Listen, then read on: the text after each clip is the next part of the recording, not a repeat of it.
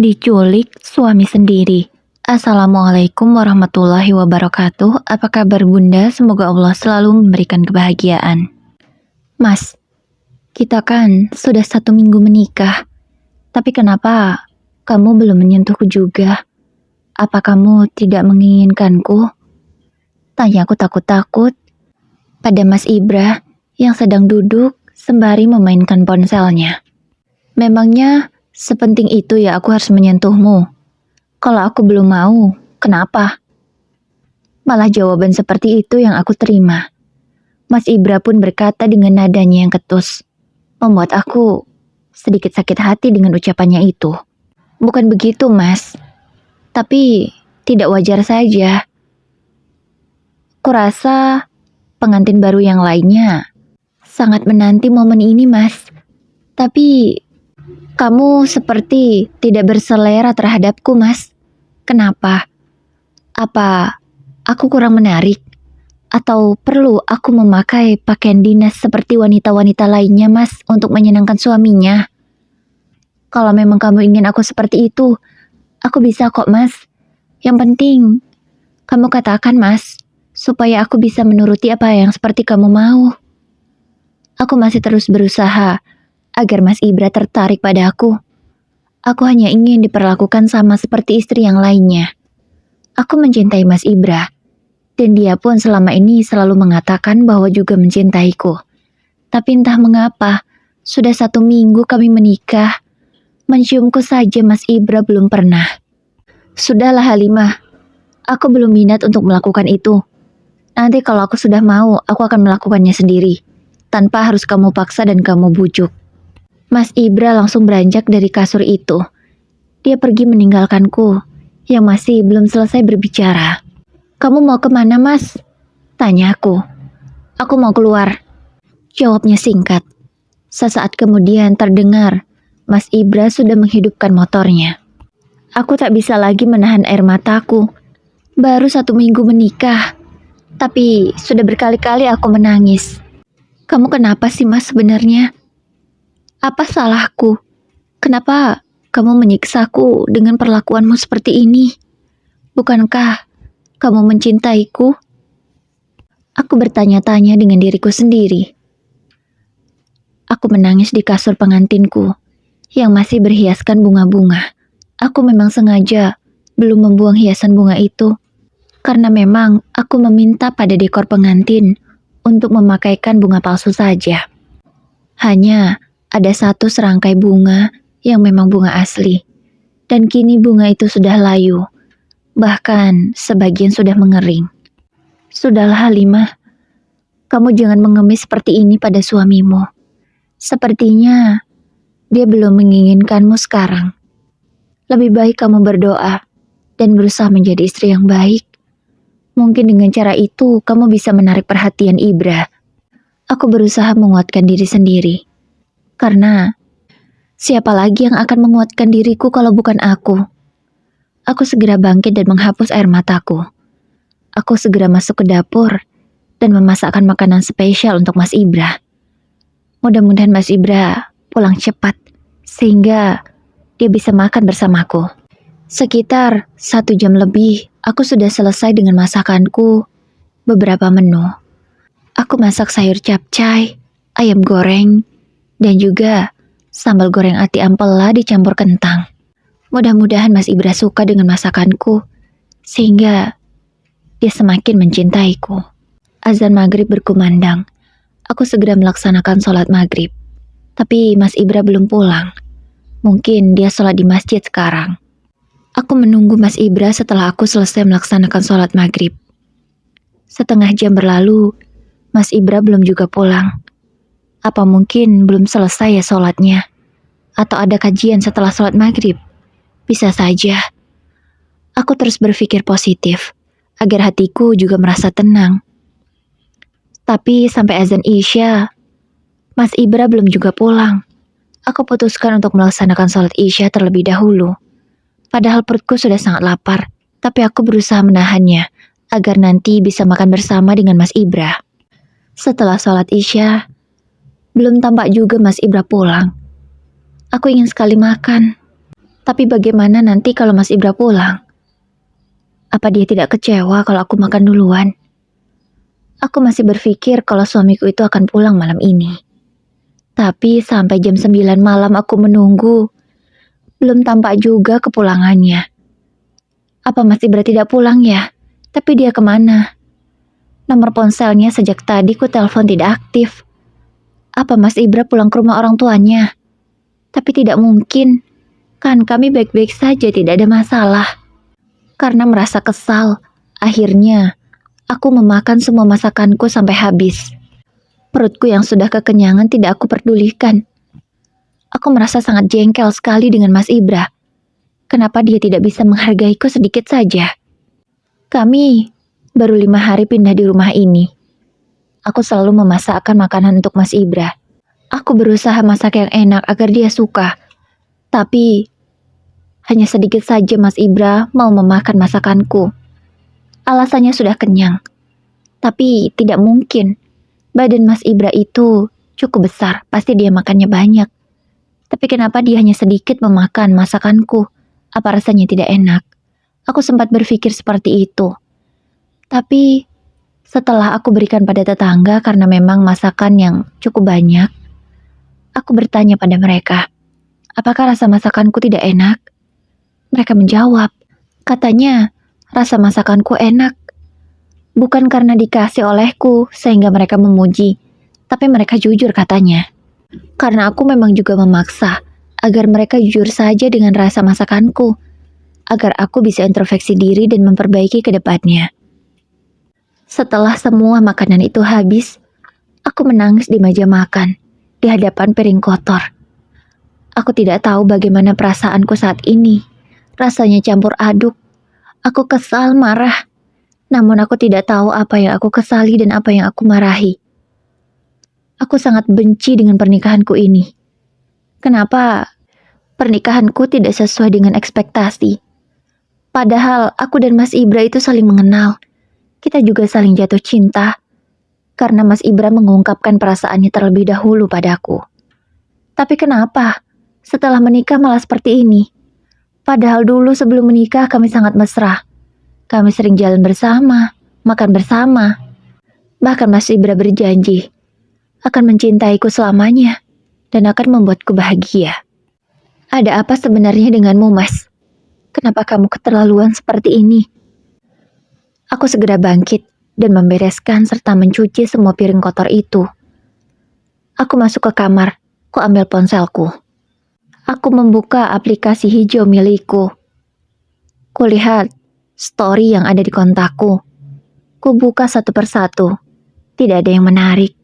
Hingga aku menemukan satu story yang membuatku sangat terkejut. Itu kan Mas Ibra. Sama siapa dia? Kok mesra sekali? Iya, di story salah satu teman Mas Ibra, yang memang pada waktu itu Mas Ibra meminjam ponselku untuk menghubunginya, sehingga kontaknya masih tersimpan di ponselku. Kok mesra sekali? Ada apa antara mereka? Aku bertanya-tanya dalam benakku. Aku kebingungan. Kenapa Mas Ibra bersama seorang wanita, dan sepertinya Mas Ibra tidak malu bermesraan dengan wanita itu di depan teman-temannya. Iya, di dalam foto itu Mas Ibra memang tidak hanya berdua. Karena story itu yang buat temannya. Ada juga beberapa orang lainnya di story itu. Dan Mas Ibra bersama wanita itu. Wanita itu bersandar dengan mesra di pundak Mas Ibra. Ku screenshot gambar itu, akan kutanyakan nanti pada Mas Ibra. Pikiranku sangat kacau. Jangan-jangan Mas Ibra selingkuh. Tapi kenapa? Apa aku sebegitu tidak menariknya sehingga Mas Ibra mencari wanita di luaran sana? Hatiku dengan cemas menunggu kepulangan Mas Ibra. Tapi sampai jam 11 malam, dia belum pulang. Aku ingin tidur namun mata ini tidak bisa terpejam, sebab pikiranku melayang kemana-mana. Sampai jam 12, Mas Ibra belum juga pulang. Aku semakin khawatir. Jangan-jangan Mas Ibra melakukan hal yang tidak-tidak dengan wanita itu. Kamu kemana sih, Mas? Kenapa nomormu belum aktif juga? Pulanglah, Mas. Aku mengkhawatirkanmu. Aku berkata sendiri. Aku sangat khawatir pada Mas Ibra meskipun aku tadi sudah melihat bahwa dia bersama wanita lain. Aku sangat mencintainya. Aku dan Mas Ibra sendiri yang menginginkan pernikahan ini. Kami saling mencintai. Tapi kenapa semuanya jadi begini, Mas? Namaku Halimah. Aku seorang istri berusia 25 tahun. Sedangkan suamiku Mas Ibra, dia berusia 26 tahun. Aku dan Mas Ibra kenal memang belum terlalu lama. Baru 6 bulan terakhir. Dan kami sudah yakin untuk menikah. Sebelum menikah kami juga sudah dekat. Maka dari itu, rasa cinta di antara kami tumbuh begitu pesat. Mas Ibra selama kami pacaran juga memperlakukanku dengan baik. Dia tidak pernah aneh-aneh, tidak pernah macam-macam. Kami kenal karena satu pekerjaan. Kami bekerja di sebuah restoran yang cukup terkenal di ibu kota. Mas Ibra sebagai kurir pengantar makanan, sementara aku pelayan di restoran itu. Sekarang aku sudah berhenti, karena aku memang bukan karyawan tetap, masih karyawan kontrak, dan karyawan kontrak tidak boleh menikah. Sementara Mas Ibra sudah karyawan tetap di sana. Aku menunggu dengan pikiran yang semakin cemas. Sudah jam 1 malam Mas Ibra belum juga pulang. Aku mondar-mandir ke sana kemari di dalam kamar. Hingga akhirnya yang kutunggu-tunggu pulang juga. Aku segera membuka pintu. Mas, akhirnya kamu pulang juga. Aku berkata dengan Mas Ibra yang masih berada di atas motornya. Kenapa kamu? Kenapa wajahmu begitu panik? Ada apa? Tanyanya dengan santai. Mas, aku mau ngomong serius sama kamu. Ayo masuk. Mas Ibra segera mengikuti langkahku untuk masuk ke dalam rumah. Kami sudah duduk di ruang tamu sekarang. Mas, aku mau tanya. Ini apa maksudnya? Siapa wanita itu, Mas? Ada hubungan apa antara kalian? Aku memberondong Mas Ibra dengan sederet pertanyaan. Aku sudah tidak tahan lagi. Aku ingin tahu apa jawabannya. Oh, dia. Dia pacarku. Kenapa?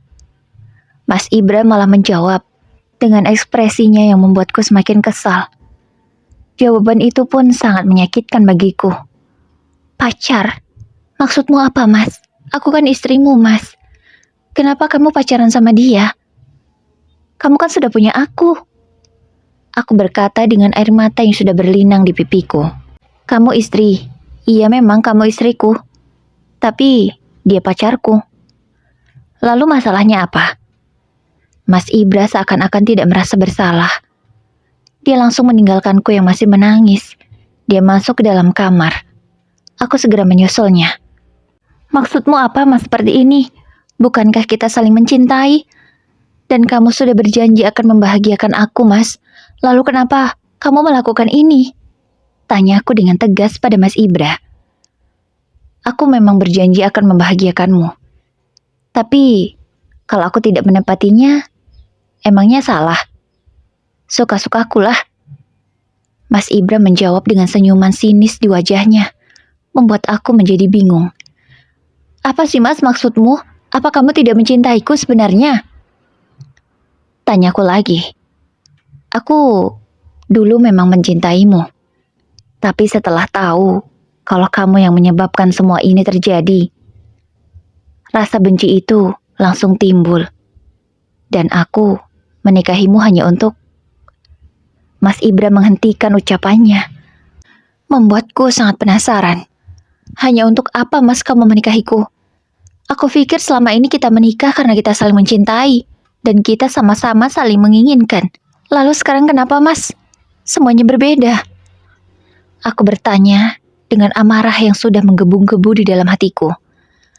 Rasanya aku tidak percaya. Mas Ibra, laki-laki yang aku cintai, tega melakukan ini. Dengar baik-baik ya, Halimah. Aku menikahimu hanya untuk balas dendam.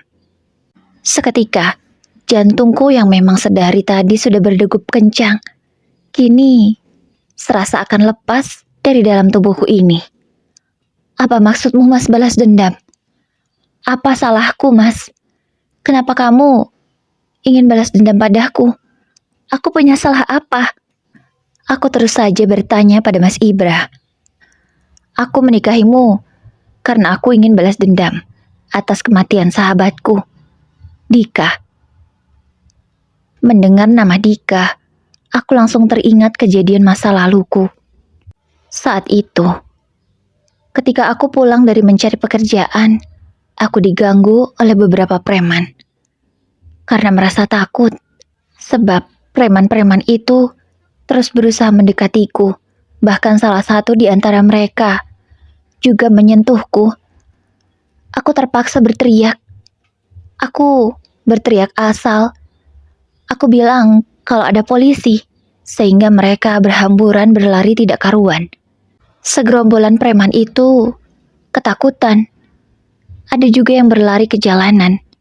Dan salah satu di antara mereka yang berlari ke jalanan itu ditabrak oleh kendaraan truk hingga tewas di tempat. Aku yang memang ketakutan karena merasa ulahku tadi membahayakan orang lain. Aku langsung pergi dari sana. Aku tahu aku tidak salah. Namun karena kejadian itu terjadi. Aku hanya berusaha membela diri saja. Makanya aku berteriak kalau ada polisi. Tidak kusangka kalau bualanku itu membuat mereka ketakutan, sehingga berlari berhamburan hingga salah satu di antara mereka tertabrak mobil itu. Tapi sampai sekarang, aku tidak mendapatkan masalah. Tidak ada juga orang yang melaporkanku. Itu artinya kan memang aku tidak salah. Aku hanya ingin menyelamatkan diri. Aku tidak tahu cara apa lagi agar bisa selamat dari preman-preman yang menggangguku saat itu. Jadi, kamu menikahiku karena kamu ingin balas dendam. Tapi aku tidak salah, Mas. Aku hanya ingin menyelamatkan diriku sendiri. Aku tidak tahu kalau bakal kejadian seperti itu. Bukan salahku. Aku berusaha menjelaskan pada Mas Ibra. Bagiku, kamu tetap salah, Halimah. Gara-gara kamu, sahabat terbaikku Dika, dia harus meninggal.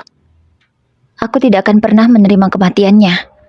Aku akan membuat kamu mati dengan perlahan. Dengan caraku sendiri, aku akan pastikan kamu menderita karena sudah menikah denganku. Mas Ibra berkata dengan menatap tajam ke arahku. Aku benar-benar takut. Tatapan itu benar-benar sangat mengerikan. Aku tidak salah, Mas. Aku tidak salah. Mereka yang menggangguku. Aku hanya ingin membela diri, Mas. Aku tidak salah. Aku masih terus berusaha meyakinkan Mas Ibra agar dia percaya padaku. Tidak, aku tidak pernah percaya padamu. Kamu bisa saja kan langsung pergi dari tempat itu dan tidak perlu berteriak ada polisi. Kamu memang wanita pembawa sial, Halimah. Gara-gara kamu, aku kehilangan sahabat terbaikku yang selama ini dia selalu ada untukku. Suamiku itu berkata dengan tegas hingga membuatku semakin ketakutan. Tolong jelaskan, Mas, padaku. Sebenarnya seperti apa persahabatan yang kalian jalani selama ini?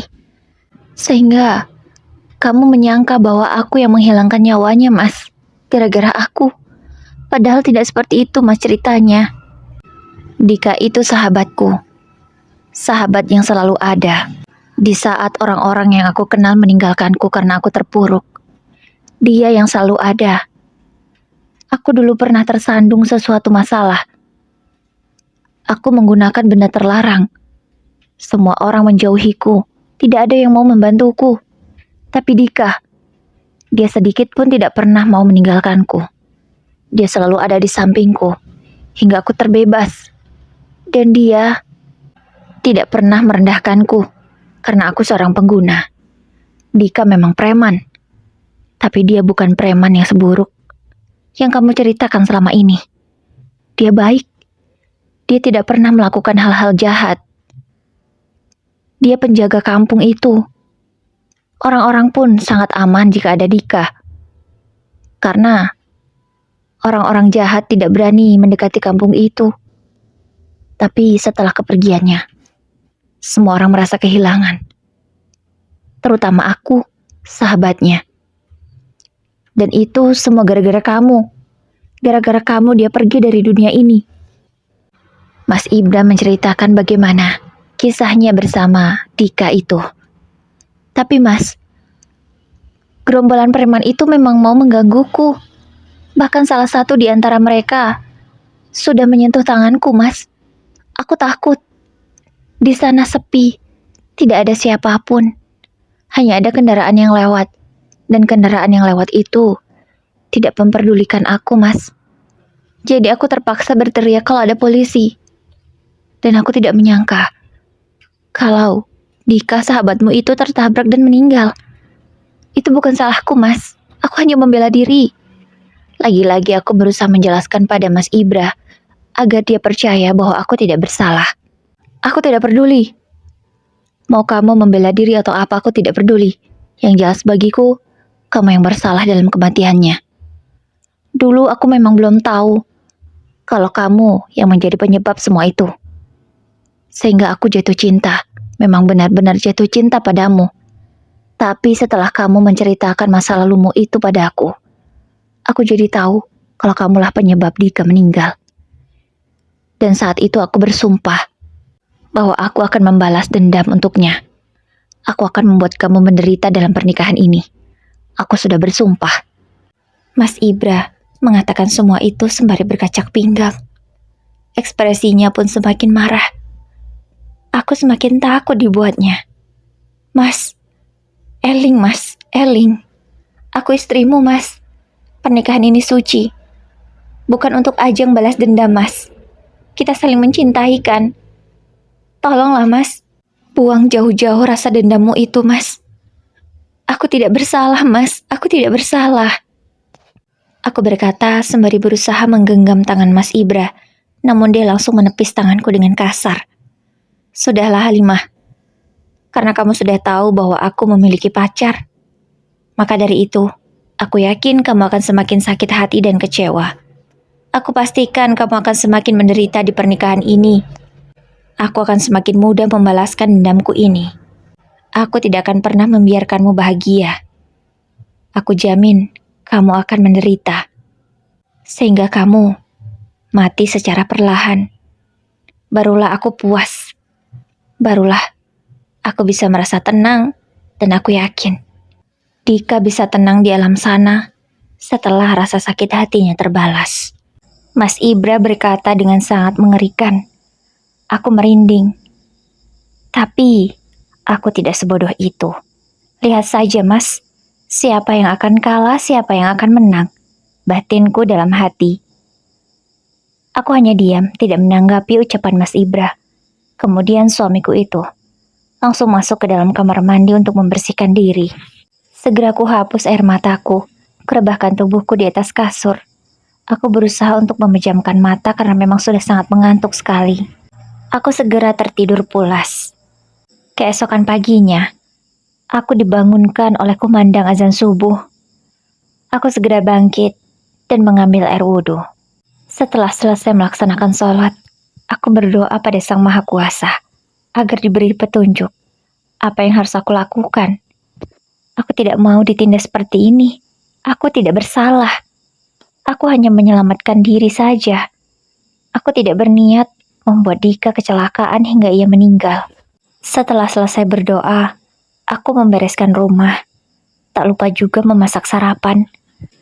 Namun kali ini, aku hanya memasak sarapan untuk diriku sendiri. Aku tak akan lagi membuat sarapan atau masakan untuk Mas Ibra. Percuma, aku bukan istri yang ia harapkan. Jadi tak perlu, aku berusaha menjadi istri yang baik. Aku harus lawan Mas Ibra. Aku yakin aku bisa. Semangat, Halimah. Kamu pasti bisa. Kamu tidak salah. Kamu jangan takut. Kamu harus mendapatkan bukti sehingga kamu bisa membatalkan pernikahan ini.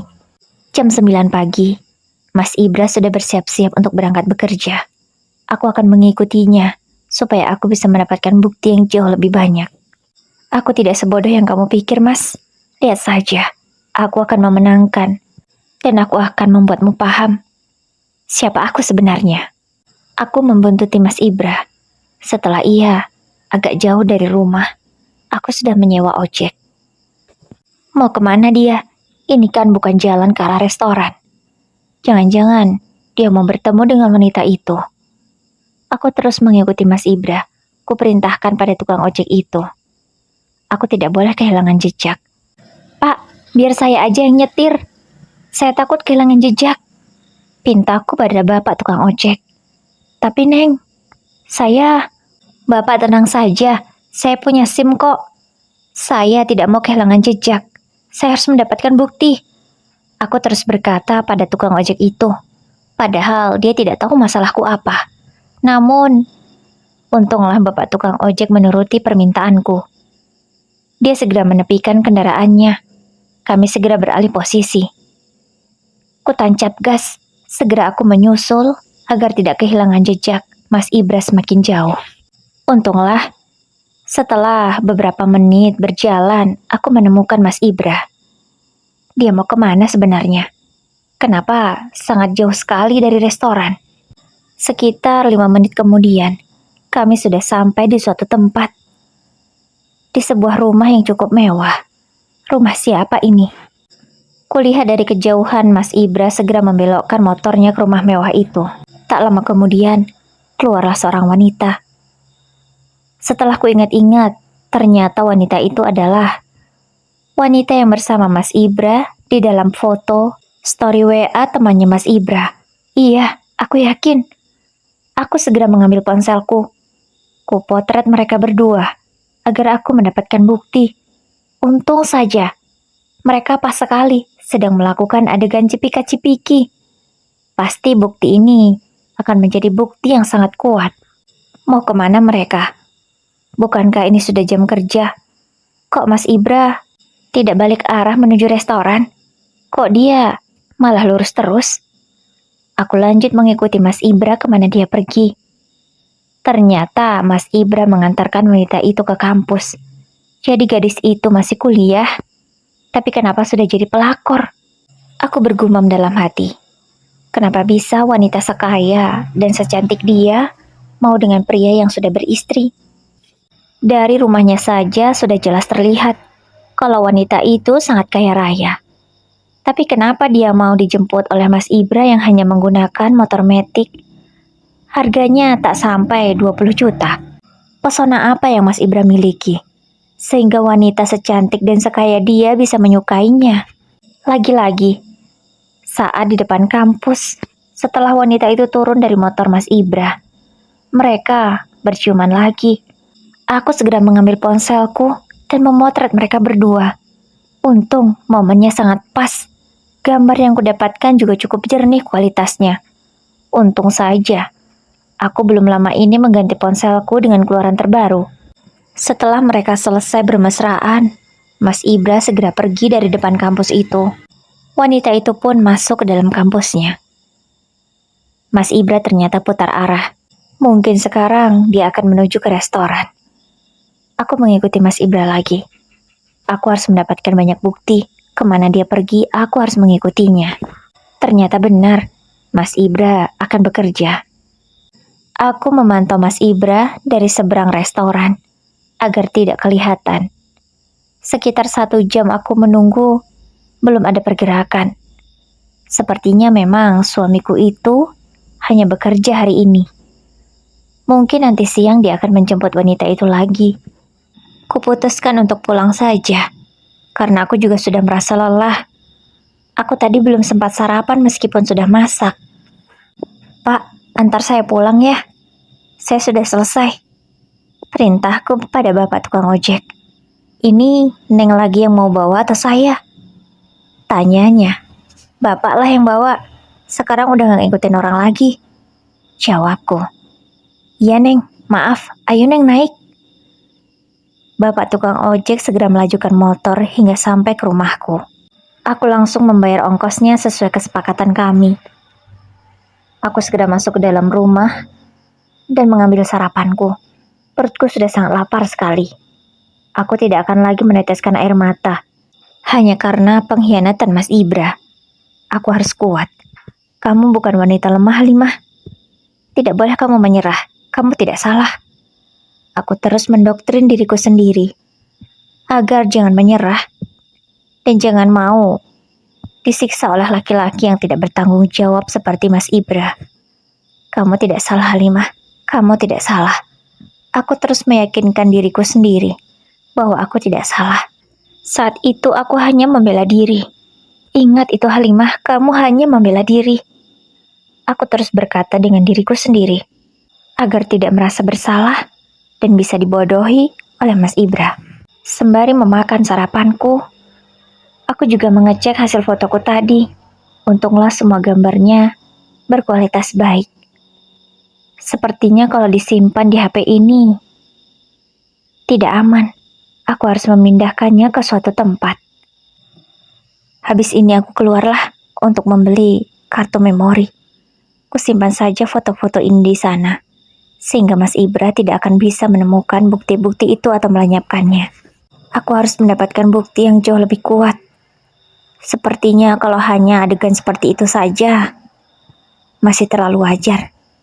Aku harus mendapatkan adegan yang jauh lebih meyakinkan kalau Mas Ibra selingkuh dariku. Ba'da zuhur pun tiba. Setelah selesai melaksanakan sholat zuhur, aku mulai mengingat. Pasti sekarang Mas Ibra menjemput wanita itu. Aku harus segera ke restoran. Aku tidak boleh ketinggalan informasi dan tidak boleh kehilangan bukti. Aku tidak mungkin menyewa ojek lagi. Bisa habis uangku. Bagaimana ya caranya? Setelah berpikir beberapa saat, aku menemukan ide. Aku pinjam saja motor orang tuaku. Motor itu kan belum lama dibeli. Masih jarang dipakai oleh bapak. Pasti Mas Ibra tidak terlalu hafal dengan motor itu. Iya, benar. Aku segera menuju ke rumah orang tuaku menggunakan motorku. Aku punya motor, namun Mas Ibra pasti hafal dengan motorku. Kalau pakai motor ini, pasti dia curiga. Sesampainya di rumah bapak, aku segera beralasan ingin meminjam motor itu untuk pergi ke suatu tempat. Aku bilang kalau motorku kurang enak, padahal motorku baik-baik saja. Tanpa banyak bertanya dan curiga, bapak dan ibu langsung meminjamkanku motor itu. Segera aku pergi menuju restoran di mana tempat Mas Ibra bekerja. Untunglah motor Mas Ibra masih terparkir di depan restoran. Aku menunggu di seberang jalan seperti tadi. Kurang lebih setengah jam aku menunggu, akhirnya Mas Ibra keluar. Dia mau kemana ini? Dia pasti mau pergi. Tapi tidak mengantar makanan, karena tidak membawa box makanan seperti biasanya. Aku terus mengikuti Mas Ibra. Ini kan jalan ke arah kampus. Pasti dia akan menjemput wanita itu. Yakin aku. Gumamku dalam hati. Benar saja. Sekitar 20 menit kemudian Mas Ibra sudah sampai di depan kampus. Begitupun juga aku. Sesuai dugaanku, wanita itu sudah menunggunya di sana. Mereka lagi-lagi cipika-cipiki dan pelukan. Aku sudah mau videonya. Aku sudah standby dengan ponselku. Aku selalu mengecas ponselku ketika baterainya menurutku tidak aman lagi jika dibawa berpergian. Aku tidak mau ponselku sampai lowbat. Kini mereka melajukan motor lagi entah mau kemana. Mas Ibra tidak putar arah. Dia mau kemana kali ini? Aku benar-benar sangat penasaran. Walau hatiku sakit, tapi aku berusaha menahannya agar tidak menangis. Aku tidak boleh lemah. Siapa dia? Bisa menyakitiku dan berniat membuatku menderita dalam pernikahan ini. Tidak akan kubiarkan. Cukup lama aku mengikuti mereka. Hingga akhirnya mereka tiba di suatu tempat. Betapa kagetnya aku. Ternyata mereka berhenti di sebuah hotel. Jangan-jangan mereka... Semoga saja tidak. Masa iya Mas Ibra sampai sejauh itu selingkuh dengan wanita itu? Namun, mau ngapain lagi? Dua orang dewasa berlainan jenis pergi ke hotel. Kalau bukan, apalagi mereka selingkuhan. Mereka pun sudah check-in ke hotel itu. Mau ngapain kamu mas sampai check-in ke hotel? Siang-siang pula. Gila memang.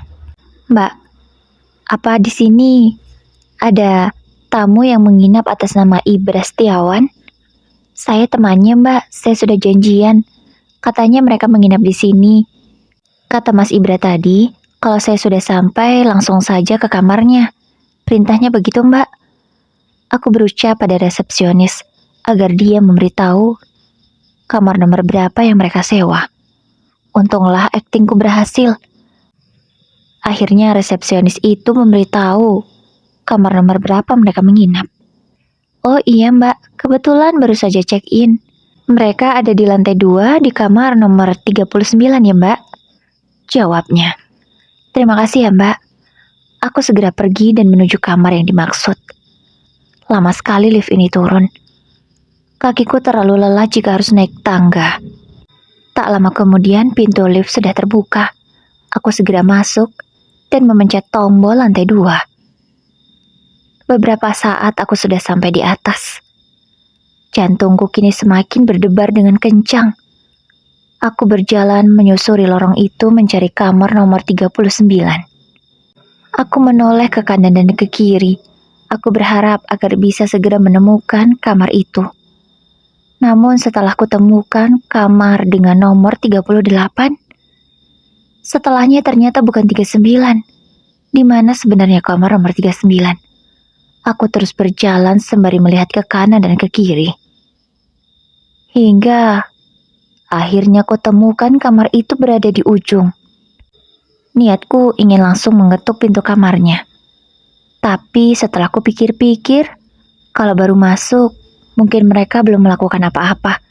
Kutunggu saja beberapa saat. Setelah 5 menit aku menunggu, akan ku ketuk pintu itu sekarang. Namun tanganku terhenti karena aku memiliki pikiran yang lain. Kalau kamu menegur sendiri, kamu tidak punya saksi. Kamu harus membawa beberapa orang sebagai saksi, supaya buktimu jauh lebih kuat. Siapa ya? Orang tuaku. Tak mungkin, aku tak tega jika mereka harus melihat pemandangan ini. Orang tua Mas Ibra saja. Otakku langsung berpikir ke arah sana. Segera ku cari nomor mertuaku. Tak lama kemudian sudah kutemukan. Segera ku hubungi. Ini nomor ibu mertua. Halo Bu, Assalamualaikum. Ucapku sesaat setelah telepon itu diangkat. Waalaikumsalam. Ada apa Halimah? Kok tumben sekali siang-siang nelpon? Kangen sama ibu ya? Ucap ibu mertuaku dari seberang telepon sana. Iya Bu, aku kangen. Oh iya Bu, ibu lagi sibuk nggak? Bisa nggak ibu datang ke hotel A? Aku lagi ada di sini sama Mas Ibra Bu. Kami mau beri kejutan sama ibu. Aku langsung to the point saja. Aku memang berbohong. Aku ingin kedua orang tua Mas Ibra tahu kelakuan anaknya seperti apa. Kejutan? Kejutan apa ini? Kamu bikin ibu penasaran aja. Ibu mertuaku berkata demikian. Namun, aku terus meyakinkan agar beliau bisa datang ke tempat ini sekarang juga. Tolonglah Bu, bisa ya sekarang ke sini, ajak Bapak juga, supaya lebih seru. Aku berkata dengan nada yang kubuat seakan bahagia, agar mereka tidak curiga. Ada apa sih sebenarnya Halimah? Kok ibu jadi deg-degan? Tanyanya lagi. Udah deh Bu, ibu buruan ke sini ya. Pokoknya ada sesuatu yang ingin aku sampaikan dengan Mas Ibra. Please ya Bu, cepet jangan lama-lama. Kan gak jauh dari rumah. Aku terus memaksa mereka berdua agar mau datang ke hotel ini. Kebetulan, mungkin kalau dari rumah mertuaku hanya 10 menit saja jaraknya. Iya, Bapak sama Ibu, siap-siap dulu ya. Langsung ke sana nanti. Iya Bu, makasih ya. Aku segera menutup telepon itu. Aku lega sekali. Aku akan mendapatkan saksi yang sangat kuat kali ini. Tapi siapa lagi ya? Kalau hanya dari pihak Mas Ibra, bisa saja mertuaku membela anaknya. Aku harus punya saksi dari pihak luar. Pas, kebetulan sekali. Ada 2 security yang lewat. Sepertinya mereka sedang patroli. Pak, kemari. Aku memanggil mereka. Iya Bu, ada yang bisa dibantu? Tanyanya. Ada Pak. Di dalam, ada suami saya dan selingkuhannya. Saya ingin kalian menjadi saksi dalam pelabrakan ini. Tolong bantu saya ya Pak.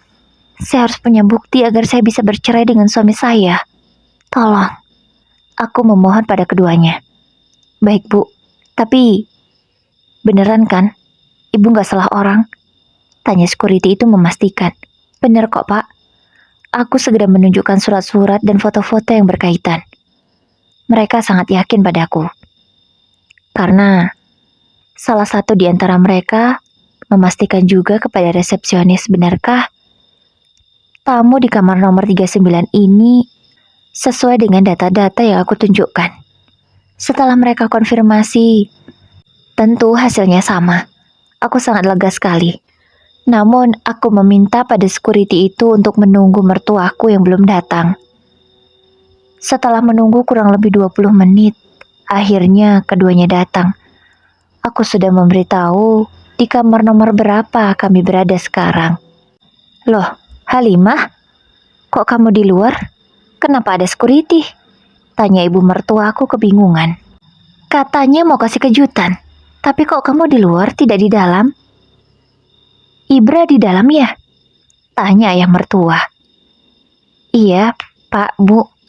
Mas Ibra ada di dalam. Kejutannya ada di dalam sama Mas Ibra sekarang. Aku berkata sembari tersenyum ke arah mereka. Kulihat mertuaku itu sama-sama mengerutkan keningnya. Sepertinya kedua orang itu bingung dengan apa yang ingin aku lakukan. Halimah, sebenarnya ada apa sih? Kenapa harus ke hotel? Dan kenapa kamu di luar? Kami bingung. Tanya ibu mertua aku lagi. Udah ya Bu, karena sekarang sudah pada kumpul, saatnya kita melihat kejutan itu. Ucapku dengan penuh keyakinan. Pak, tolong ketuk pintunya. Pintaku pada security. Salah satu di antara security itu langsung mengetuk pintu. Sampai beberapa kali diketuk, belum juga dibuka. Mungkin mereka sedang asik, jadi tidak memperdulikan. Karena sudah tidak sabar lagi, aku ikut mengetuk pintu itu dengan sangat keras hingga berkali-kali. Aku juga sudah standby dengan kameraku. Aku tidak mau kehilangan sedikit pun momen kali ini. Mungkin karena merasa terganggu dengan ketukan pintu yang tidak berhenti, akhirnya Mas Ibra membukanya. Matanya langsung melotot ke arahku, karena dia merasa terkejut sebab aku tahu keberadaannya sekarang. Kemudian lelaki itu segera menoleh ke kanan dan ke kiri. Dia lebih tidak menyangka lagi karena tidak hanya aku yang ada di sana. Ada orang tua dan juga security, serta beberapa tamu yang kepo dengan peristiwa itu. Mas Ibra saat itu keluar tanpa menggunakan baju. Dia hanya menggunakan celana pendek saja. Mas, kamu lagi ngapain di sini? Tanyaku dengan nada yang kubuat setenang mungkin. Aku gak ngapa-ngapain. Jawab Mas Ibra gugup. Gak ngapa-ngapain apanya? Itu siapa?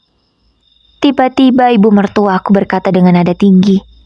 Karena dia melihat ada wanita lain di dalam kamar.